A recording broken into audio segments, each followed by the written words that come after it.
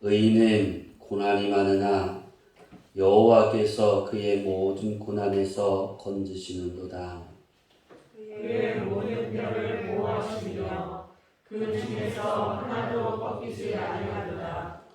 악인이 악을 죽일 것이라. 의인을 미워하는 자는 벌을 받으리로다.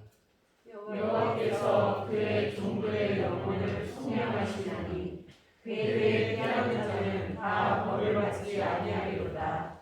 아멘. 할렐루야. 아멘.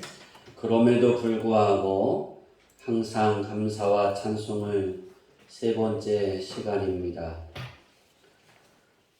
공고함에 빠져 허덕일 때나 풍성함에 여유의 생활을 놓여 우리가 누리고 있을 때나 변함없이 우리가 해야 하는 한 가지는 하나님을 사랑하고 아멘. 하나님을 송축하고 아멘. 하나님의 위대하심을 자랑하고 선포해야 합니다. 아멘.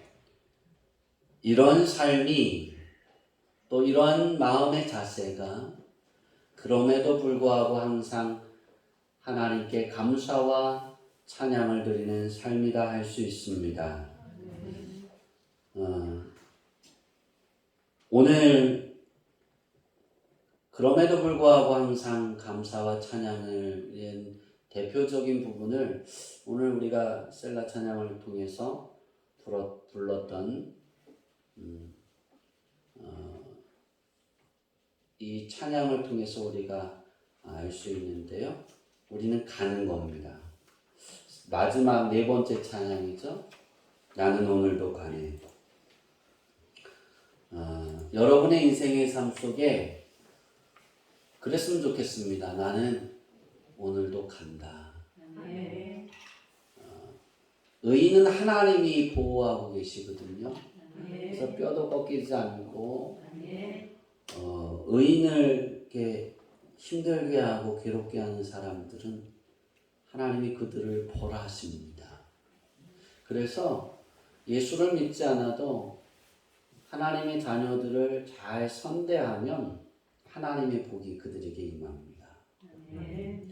오늘 우리가 이 찬양을 다시 한번 하면서 우리가 무거운 짐을 지고 가도 두려움이 내 안에 있어도 어떤 상황이 내게 놓여 있어도 우린 그렇게 고백하는 삶이 됐으면 좋겠습니다.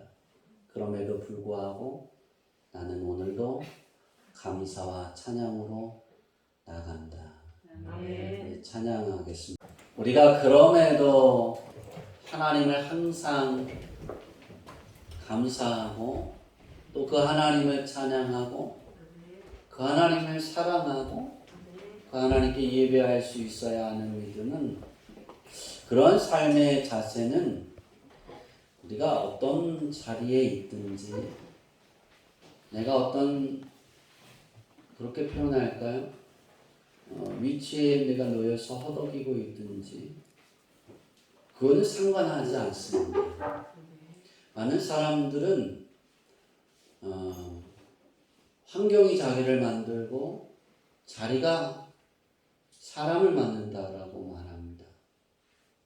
그거는 예수를 믿지 않을 때입니다. 예수를 믿지 않는 사람은 자기에게 주어진 자리가 사람을 만드는 거예요. 그 환경이 나를 이끌어가기 때문에 그 환경이 나를 만드는 거예요. 크리스천은 그렇지 않아요. 크리스천이 그렇다면 예수님이 우리에게 뭐가 필요가 있겠어요? 예수님이 나와 함께 한다는 거, 하나님이 아버지라는 사실은 좀 변함이 있는 게 있는데 그것이 무엇이냐면 바로 자리가 나를 만드는 것이 아니라 예수를 영접하는 그 순간부터 하나님이 나를 만드시는 거예요. 아멘. 하나님이 나를 만드셔서 환경을 주시는 거고 아멘. 내게 자리를 주시는 거예요. 아멘. 우리는 그것을 잊지 말아야 돼요. 내가 어떤 일들을 해서 누구를 만나서 어떤 사람의 도움을 받아서 내가 그런 환경이 이루어지고 내게 그러한 자리가 주어져서 내가 그렇게 되어졌다. 그 세상 사람들, 예수를 믿지 않은 사람들의 마음이고 생각이고 그들의 입에서 나오는 이야기에 됩니다. 크리스천에게는 그런 입이 나오면 안 됩니다. 예수를 믿는다라면 우리가 그 믿음의 시간이 길어지고 정말 하나님을 깨닫고 하나님의 은혜에 고개를 숙인다라면 우리는 하나님의 은혜임을 말해야 되고 하나님이 내 자리를 만드신 것과 하나님의 환경을 만들어 주셔서 그래서 내가 이렇게 살아간다라고 이야기할 수 있어야 돼요. 또 한 가지, 그럼에도 불구하고의 인생은 어떤 인생이냐? 다니엘의 세 친구가 그랬죠. 그럼에도 불구하고 나는 우상에 절하지 않겠습니다. 그 신앙이 뭘까? 하나님이 나를 도와주지 않으실지라. 하나님이 그 환난에서 풀무불에 들어갈 때 죽음의 위기에서 나를 건져주지 않고 내가 죽는다 할지라도 나는 그냥 하나님을 믿습니다. 그게 그럼에도 불구하고 항상 감사와 찬양의 신앙이거든요. 그럼 크리스천은 어떤 걸까? 고난에 있어요. 내 문제가 잘 풀리지 않아요. 어떻든 또 반대로 내 문제가 너무나 잘 풀려서 너무나 풍요롭고 여유로운 삶을 살고 넉넉해서 뭐 더 이상 뭘 바랄 것이 없어요.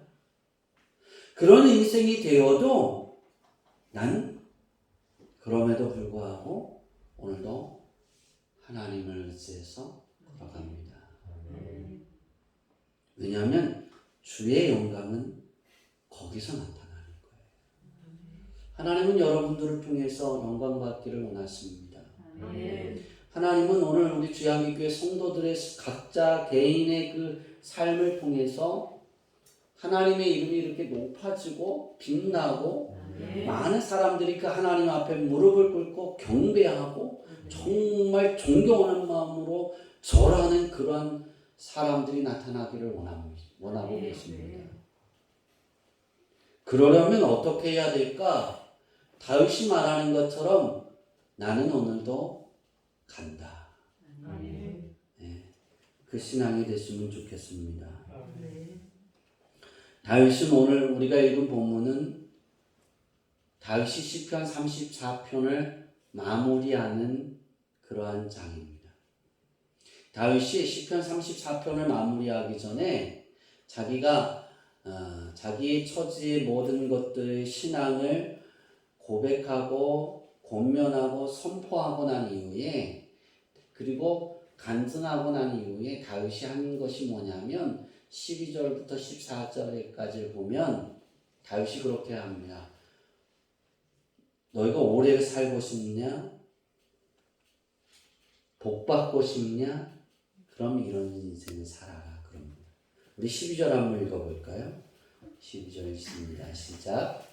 생명을 사모하고 연수를 살아가여 복 받기를 원하는 사람이 누구요? 이 청중에 있는 사람들에게 다 묻는 거예요. 생명을 사모하고 연수를 사랑하여 복 받기를 원하는 사람이 누구냐? 그러니까 그 청중들이 다 그랬겠죠? 저요! 손 내줄게요. 조용히 했군요. 왕이 물으니까 잘못 대답하면 목 날라가? 목 날라가. 조용히 해야 돼. 안 그랬을 거예요. 왜냐하면 생명을 사모한다라는 것이 뭐냐면 즐겁게, 기쁘게, 갈망하는 것이 그러니까 즐겁고 기쁘게 그리고 내가 꿈꾸는 것 갈망하다는 건 내가 정말 간절하게 사모하는 거예요. 뭔가 이루어지기 위해서. 그 갈망하는 것이 이루어지는 삶을 살아가는 거예요. 그러니까 생명을 사모하는 거, 생명을 사모하고 네가 꿈꾸고 네가 원하는 것이 이루어지고 연수를 사랑하여 오래 사는 거예요. 장수하여. 복받기를 원하는 사람이 누구냐 그랬잖아요. 복받기를 여기 복은 그냥 우리가 그냥 복은 좋은 일이 생긴다, 복 받는다 그렇게 생각하잖아요. 근데 다윗이 말하는 여기서 복은 하나님이 우리에게 주는 것 중에 하나님이 내 인생에 주는 것 중에 최고로 좋은 거예요. 그러니까 이야기를 하잖아요. 왜 다 잘하고 손들었을까? 네가 가장 즐겁고 행복한 삶을 살아가는 것 중에 네 꿈을 이루어지고 오래 살고 하나님이 복을 주는 것 중에 가장 좋은 복을 받기로 하는 사람이 누구냐? 그러고 말하잖아요. 그죠? 그러니까 서로 나는 싫어요. 난 그런 거 싫어요. 그럴 사람이 있어요? 다 좋을 거 아니에요. 그죠? 막 뭐라 그러다가 복 받으세요. 그러면 뭐예요? 좋아합니다. 우리 한국 사람들이 1년에 한 번씩 가장 좋은 단어를 쓰는 게 있어요. 뭘까요? 새해 복 많이 받으세요. 그러면 귀싸대기 때리죠? 새해 복 많이 받으세요. 니까지 이게 내게 무슨 그러면서 난 복 받기 싫어 그러면서 딱 때릴까 안 때릴까? 지나가다가 막 싸우다가 새해 복 많이 받으세요. 그럼 뭐예요? 네 감사해요. 그리고 또 싸우죠? 싫어하는 사람 한 명도 없어요. 다시 물어본 거예요. 다 좋아하겠죠. 그죠? 다윗이 이렇게 물어보고 나서 그 이후에 13절과 14절을 이렇게 말하면서 그렇게 말합니다. 13절과 14절 같이 생활하면 너희는 이렇게 복을 받을 거야. 주양리교회 성도님들이 생활의 복을 받고 장수의 복을 받고 최고의 하나님의 최고의 좋은 것을 바라보는 것이 아니라 이루어지기를 원한다라면 이제 뒤에 지금 말씀드릴 그 다윗의 권면이 여러분의 것이 되기를 바랍니다. 첫 번째는 13절에 그런 복을 받으려면 따라해 봅시다.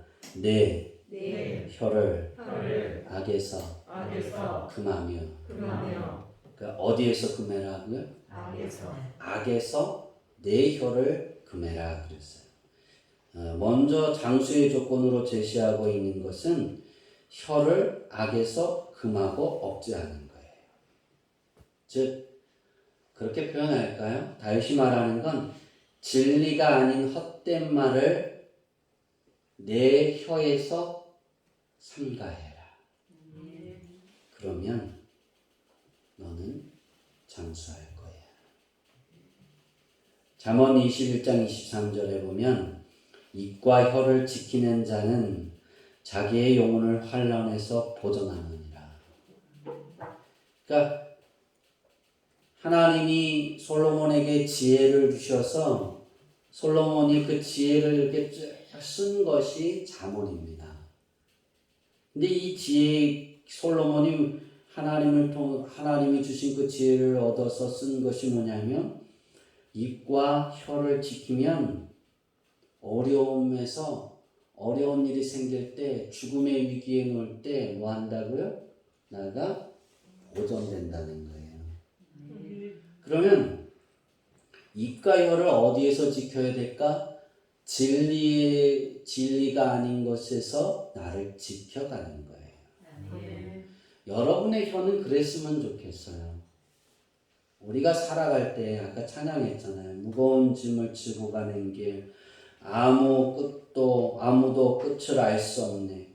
내 무거운 짐을 지고 가는데 아무도 끝을 몰라요. 그러니 얼마나 힘들고 괴롭겠어요. 사랑의 노래는 점점 희미해지고 내일의 두려움은 점점 넘쳐서 막 폭포수처럼 샘솟아오르고 그죠? 그럴 때 여러분의 입에서 나타나는 진리가 뭐냐면 하나님이시면 됩니다. 하나님이 도와주시면 됩니다. 그걸 더 이렇게 다윗의 표현으로 말하면 여호와는 나의 목자이십니다.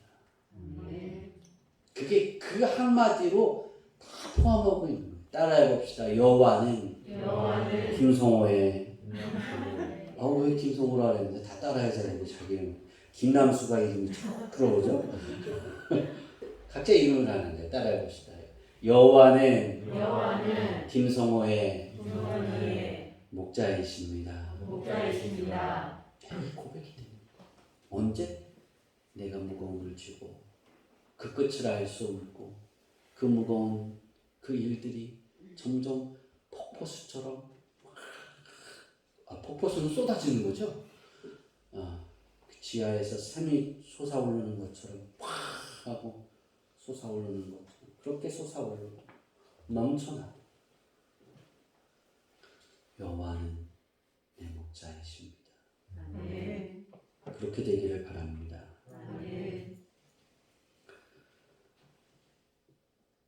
13절, 14절에서 제시되고 있는 장수의 조건은 말과 행위에 있어서 악으로부터 억제, 경계인데 거짓말을 삼가하고 속이지 않는 것은 소극적인 의미에서 억제다, 경계다라고 표현할 수 있습니다.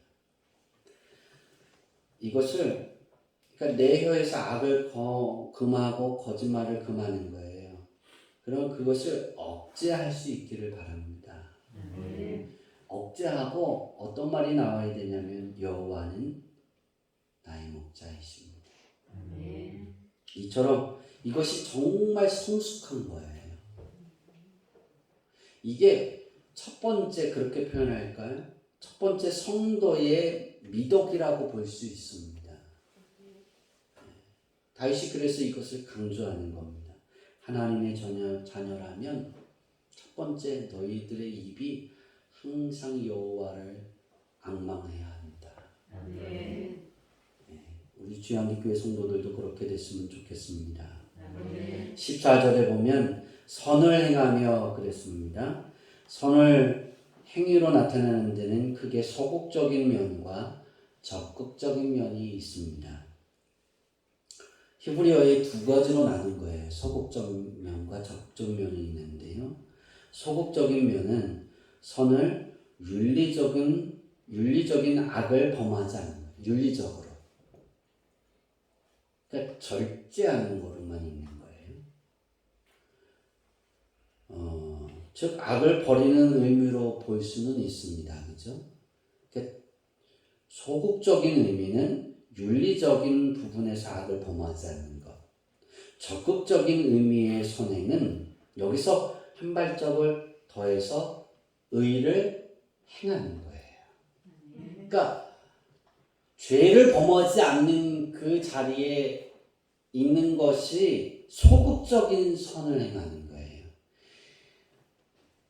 중세 시대에 믿음을 믿고 예수를 영접하고 많은 사람들이 그 믿음을 지키려고 뭐를 쌌을까요? 성을 쌌어요. 그리고 세계와 분리된 삶을 살았어요.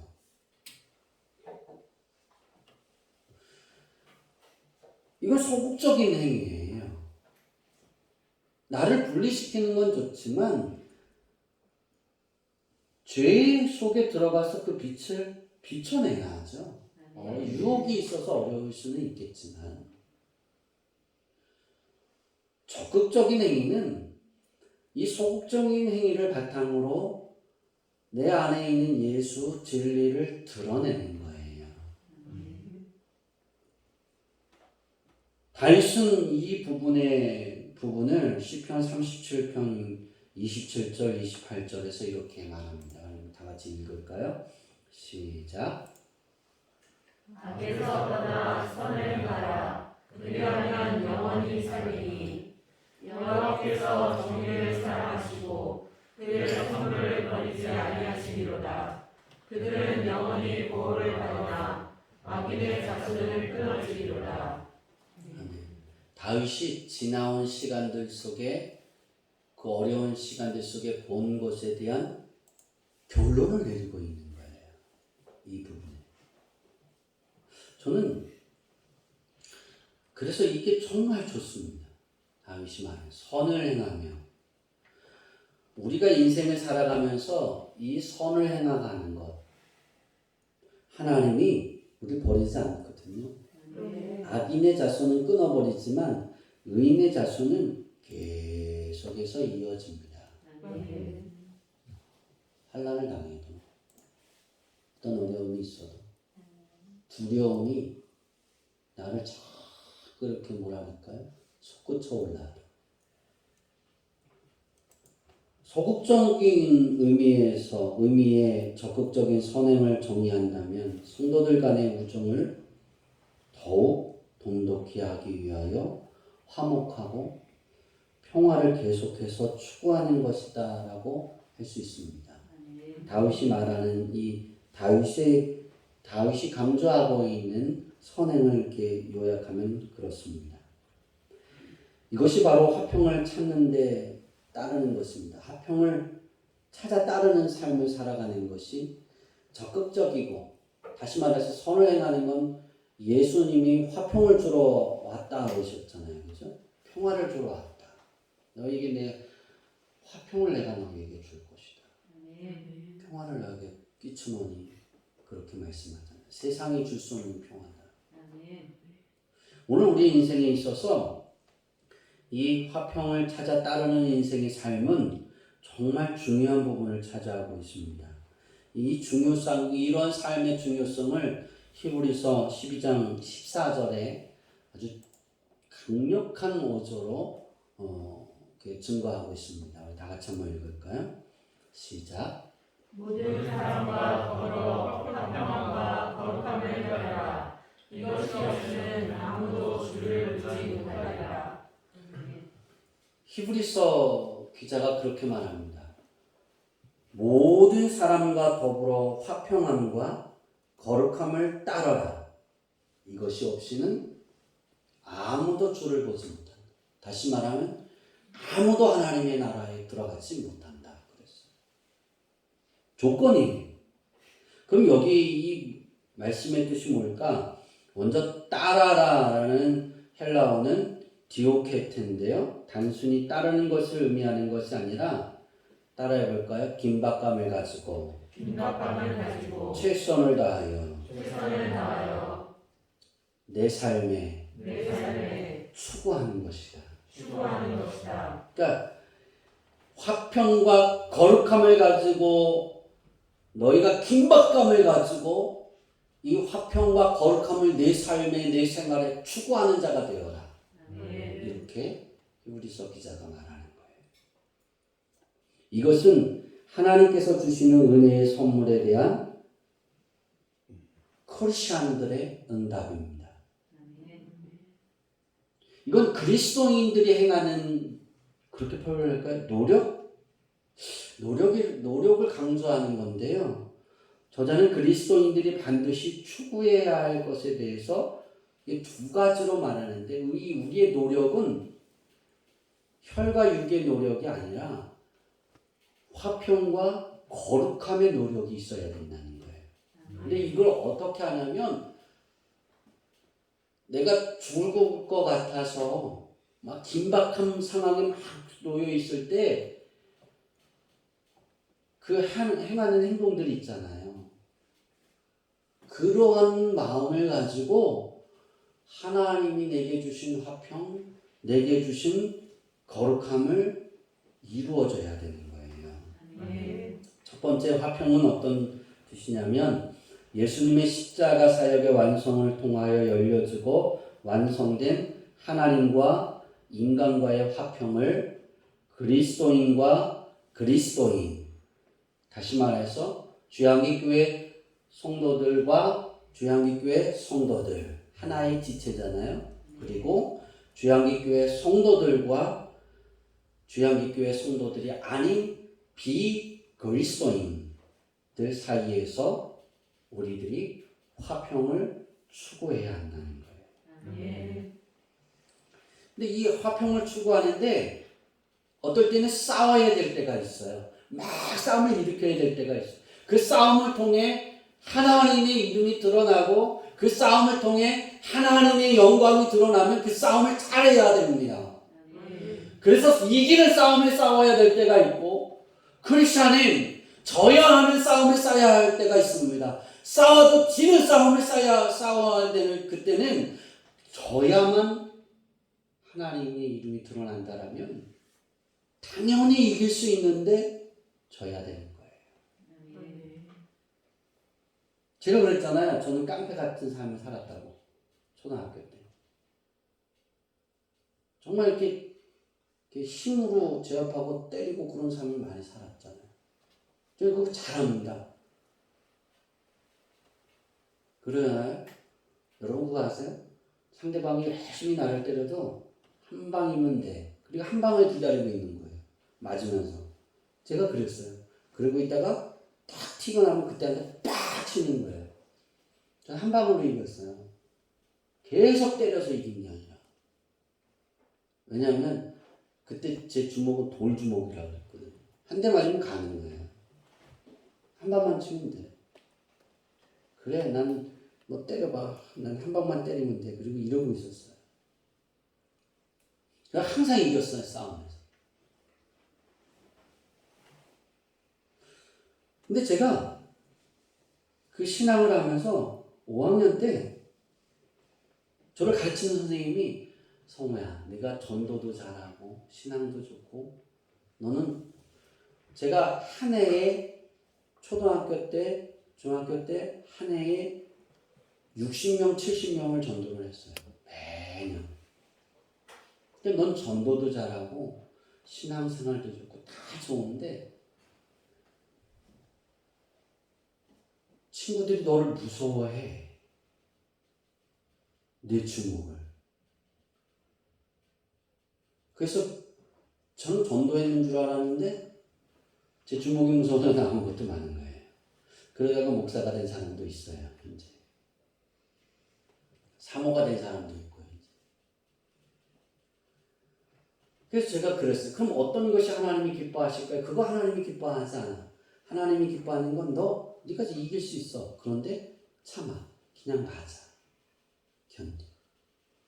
그리고 저주.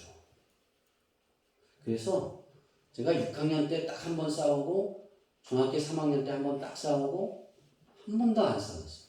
주먹을 딱 2번 더 냈어요. 그 이유로. 참다 못해 2번 딱 하고 그냥 맞았어요. 그러니까 얼마나 웃었냐면 제가 그랬잖아요. 12월 24일 날 우리가 팥죽 전도를 했어요. 우리 어머니를 모시고. 그리고 우리 어머니를 모셔다 드리는데 안개가 쫙하게 꼈어요. 시골에 나갔는데 시골길은 차가 이렇게 가면 지금은 이렇게 양차선으로 가는데 차가 한 대 서서 물려줘야 되잖아요. 우리 이스타나 폐차였잖아요. 이스타나 끌고 이렇게 하는데 강원 딱 이렇게 나와 있잖아요. 표지판에. 근데 차가 이렇게 쭉 오다가 딱 섰어요. 분명히 내가 너 서 그리고 번쩍번쩍 했거든요. 피할 수 없으니까. 근데 이게 쭉 오더니 탁 쓰더니 내린 거예요.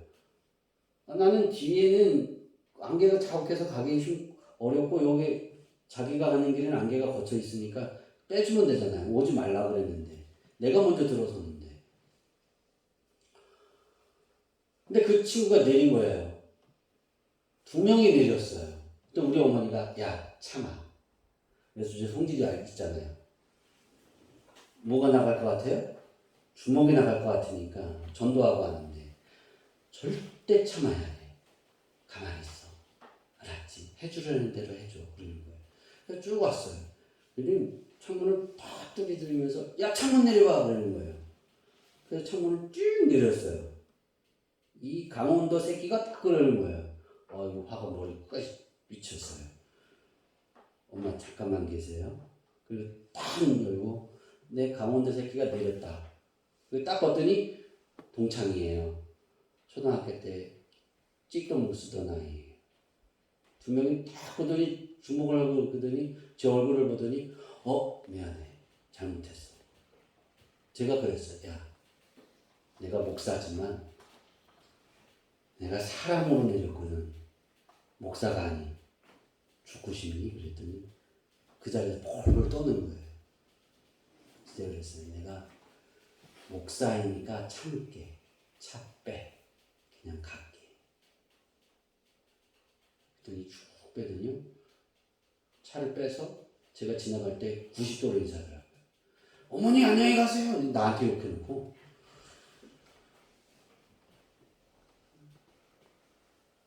그런 적이 딱 한 번 있어요. 그게 나예요. 전 이거 되게 잘 알아요. 화평은 하나님과 내가 그리고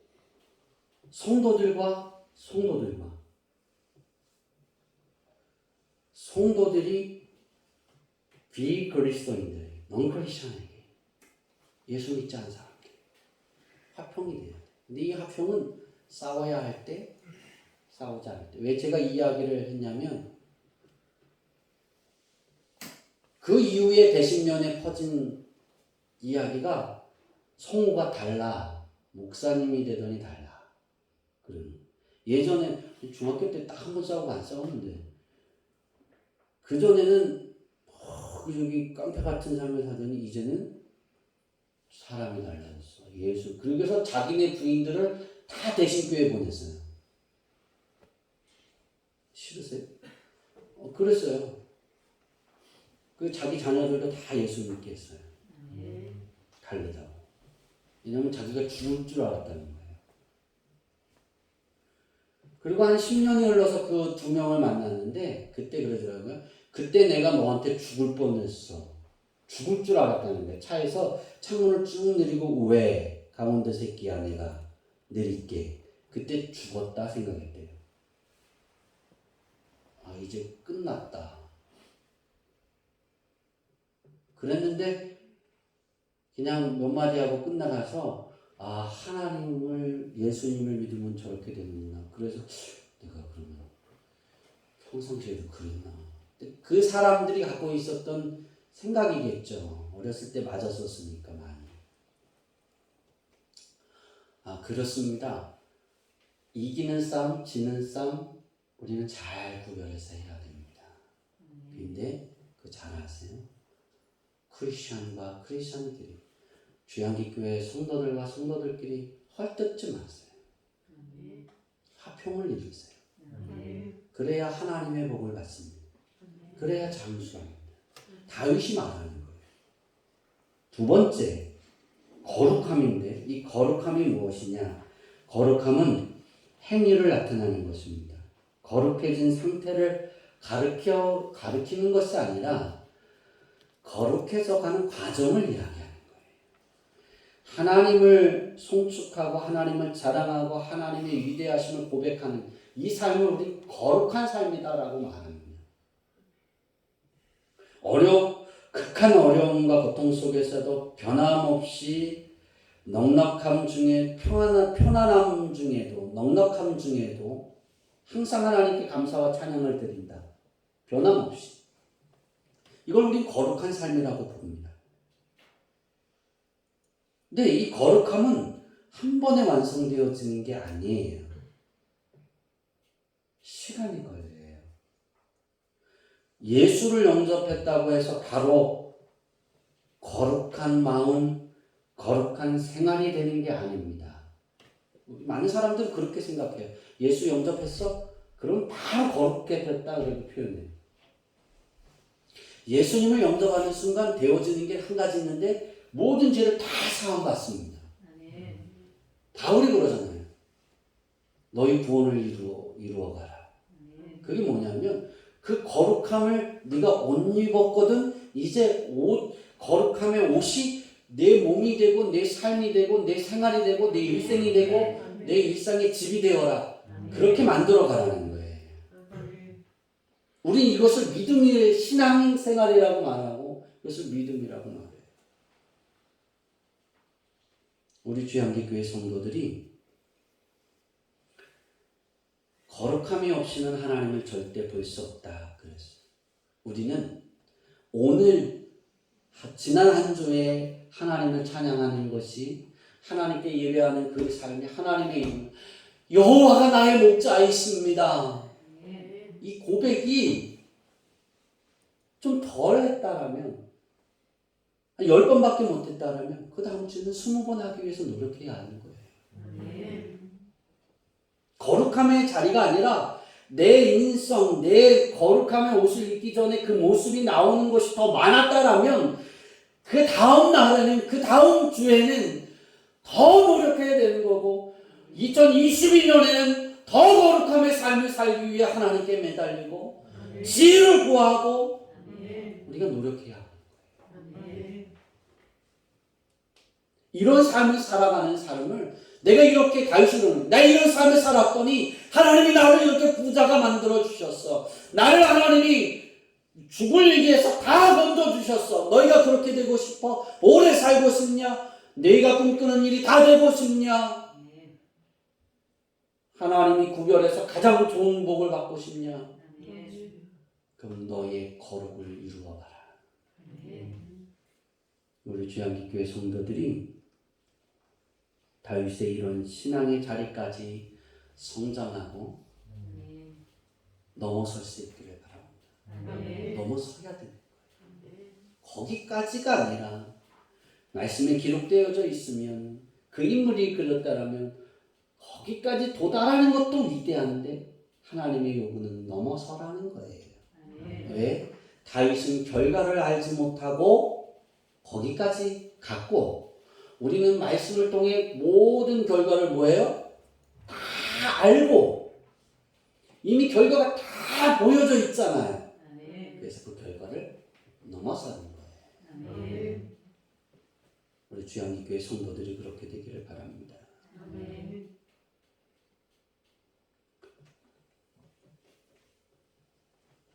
시편 34편을 마무리하면서 다윗이 그러잖아요. 의인의 고난과 하나님의 구원에 대해 강조하면서 의인은 고난이 많다. 하나님을 송축하고 자랑하고 위대하심을 선포하는 자가 일시적으로 극한 심한 환난에 처할 수 있으나 궁극적으로 반드시 구원받게 된다는 사실을 다윗은 결론적으로 자기를 드러내서 제시합니다. 의인과 악인 사이를 날카롭게 대립시키는 운명을 보여주면서 여호와에 대한 신앙을 지켜내야 한다고 권면하고 있습니다. 우리는 그 지켜내기 위해서 애쓸 수 있기를 바랍니다. 다윗은 20절에 의인이 아무리 극심한 상처를 입는다 할지라도 결코 멸망하지 않음을 확신 있게 선포하고 있습니다. 그 이유는 자신이 그랬기 때문입니다. 20년의 시간을. 또한 21절과 22절에서 악인은 정죄를 받을 것이나 여호와께 피하는 자는 아무도 벌을 받지 않음을 강조합니다.